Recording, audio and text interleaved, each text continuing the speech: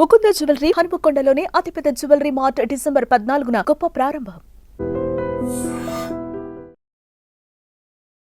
నమస్తే, welcome to I dream inside politics with కవిత.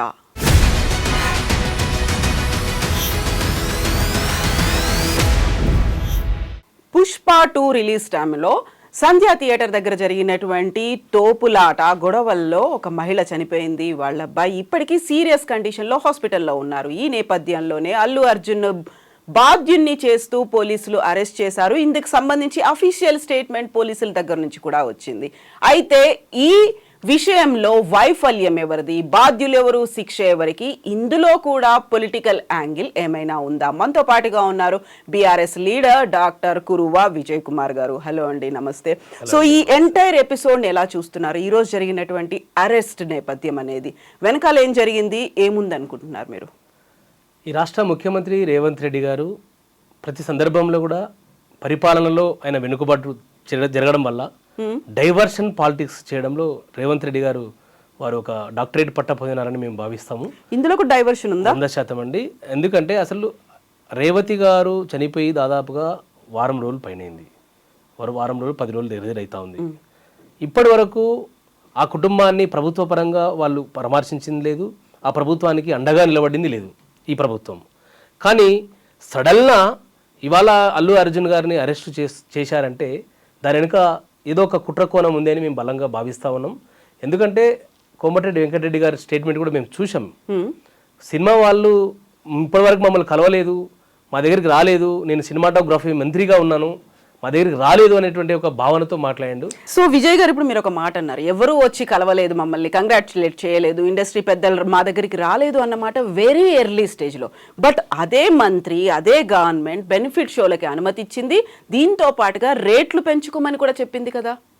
అయితే పుష్ప 2 అనేది మొత్తం వరల్డ్ రికార్డ్ని బ్రేక్ చేసినటువంటి పరిస్థితి చూస్తూ ఉన్నాం. మనం సామాజిక మాధ్యమాల్లో చూస్తూ ఉన్నాం, న్యూస్లో చూస్తూ ఉన్నాం, టీవీలో పేపర్లో చూస్తూ ఉన్నాం.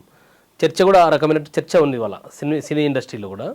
సో ఎట్లయినా కానీ సినిమా పరిశ్రమ వాళ్ళని లొంగ తీసుకోవాలి, సినిమా పరిశ్రమ వాళ్ళు మా దగ్గరికి రావాలి, మాకు ముడుపులు కట్టాలి, మాకు కప్పం కట్టాలి అనేటువంటి ఒక ధోరణితో ముఖ్యమంత్రి రేవంత్ రెడ్డి గారు, తన ప్రభుత్వము, తన క్యాబినెట్ మంత్రులు మాట్లాడుతున్నటువంటి పరిస్థితి చూస్తూ ఉన్నాం మనం. ఎందుకంటే ఈ అరెస్టుని ఆషామాషిగా చూడడానికి అవకాశం లేదు.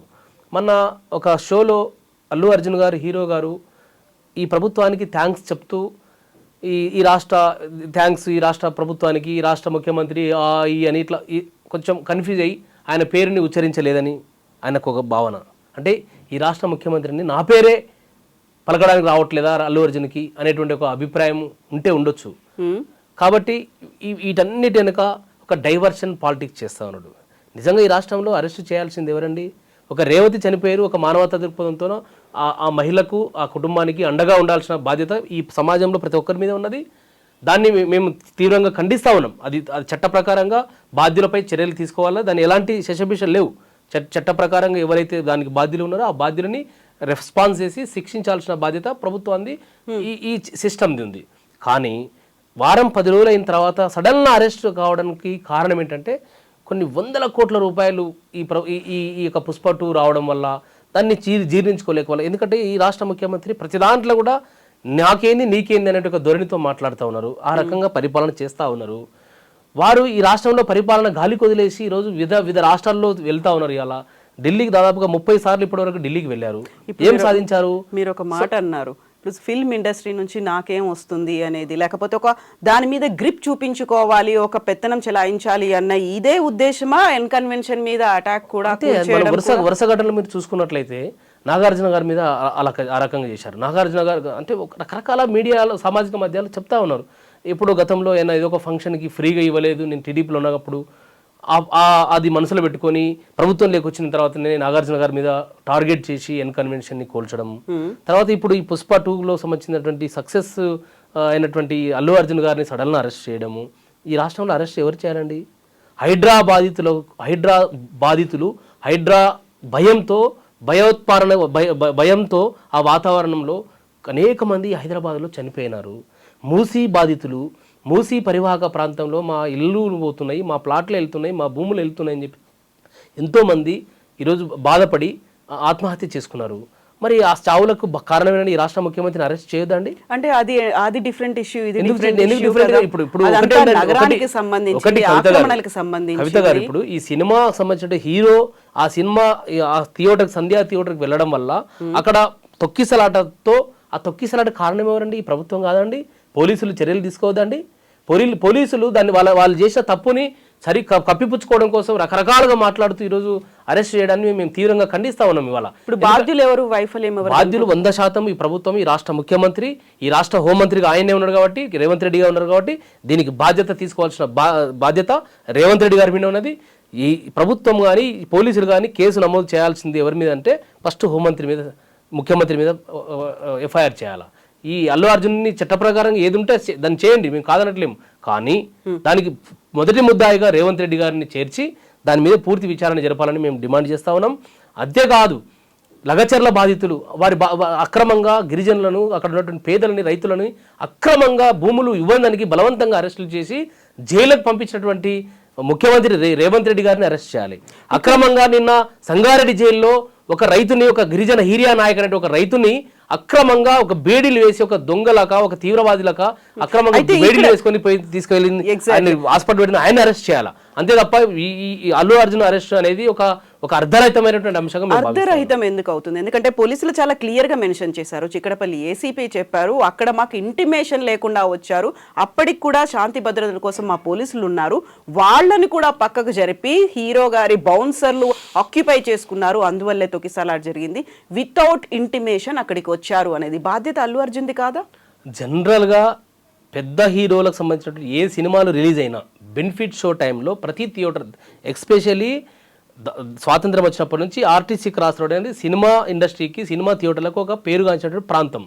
అది సంధ్యా థియేటర్ లాంటి థియేటర్లో ఆ సినిమా బెనిఫిట్ షో జరుగుతప్పుడు అల్లు అర్జున్ గారు వస్తున్నారని ముందే సమాచారం ఇచ్చారని అల్లు అర్జున్ గారి ఆఫీస్ నుంచి కూడా ప్రకటన వచ్చింది. మరి వీళ్ళని నమ్మల్లా, వాళ్ళని నమ్మల్లా? సో దీని మీద లోతైన విచారణ జరపాలంటే ఫస్ట్ రేవంత్ రెడ్డి మీద చర్యలు తీసుకోవాలా. అక్కడ ఇలాంటి అసాంఘిక అంటే శాంతి భద్రత సమస్య వచ్చింది, ఒకరు మరణించారు కాబట్టి, బాధ్యత రాహిత్యంగా వ్యవహరించారు కాబట్టి ఈ ఎఫెక్ట్ తో బెనిఫిట్ షోలన్నింటినీ మేము రద్దు చేస్తున్నామని అదే మంత్రి కోమటిరెడ్డి వెంకటరెడ్డి గారు అనౌన్స్ చేశారు. చూస్తాం రాబోయే రోజుల్లో వచ్చేటువంటి సినిమాలకు బెనిఫిట్ షోలు ఉంటాయా, ఈ ప్రభుత్వం వారితో ముడుపులకు ఆశపడి ఈ రకమైనటువంటి స్టేట్మెంట్లు ఇస్తుందా అనేది రాబోయే రోజుల్లో చూడాల్సినటువంటి అవసరం ఉంది. ఏది ఏమైనప్పటికీ ఈ యొక్క ఎంటైర్ ఎపిసోడ్లో పోలీసుల వైఫల్యము, ప్రభుత్వ వైఫల్యము స్పష్టంగా ఉన్నది. ఎందుకంటే అంత పెద్ద హీరో ఒక థియేటర్కి వస్తున్నప్పుడు వాళ్ళకి సమాచారం ఉండదా అండి? ఇంటెలిజెన్స్ ఉండదా అండి? తెలియదా అండి? వాళ్ళకు పోలీసులకు తెలియదా? ఈ రాష్ట్ర హోంమంత్రి ఉన్నట్ట ఏం చేస్తున్నట్టు? గాడిది గుడ్డి పళ్ళు తోముతున్నట్టయినా హోంమంత్రి రేవంత్ రెడ్డి గారు, ఆయనకు ఆ విషయం ఆ మాత్రం రివ్యూ చేయడం, ఆయన లా అండ్ ఆర్డర్ని ఎందుకు మరి మంత్రి పదవులు మీ వాళ్ళకి ఇవ్వకుండా నీ దగ్గర అన్ని పెట్టుకొని మొత్తం నువ్వే రాజ్యం వెళ్తా ఉన్నావు? మీకు ఆ మాత్రం అవగాహన లేదా మీకు? సంధ్యా థియేటర్ వాళ్ళు కూడా బాధ్యులు కాదా? నిర్లక్ష్యం అనేది వాళ్ళది కూడా లేదంటారు.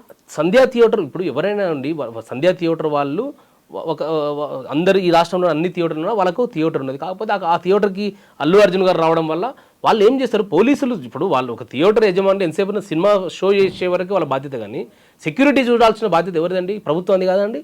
లా అండ్ ఆర్డర్ కంట్రోల్ చేయాల్సిన బాధ్యత ప్రభుత్వాన్ని కాదండి? ఇది సినిమా ప్రైవేట్దే కావచ్చు, కానీ అక్కడ ఒక సమూహం ప్రజలు, పెద్ద ఎత్తున అక్కడ ప్రజలు, అభిమానులు అక్కడికి వెళ్ళినప్పుడు అది దాని మీద కంట్రోల్ చేయాల్సినటువంటి అథారిటీ ఎవరి దగ్గర ఉందండి? ఈ రాష్ట్ర పోలీస్ వ్యవస్థ మీద ఉంది.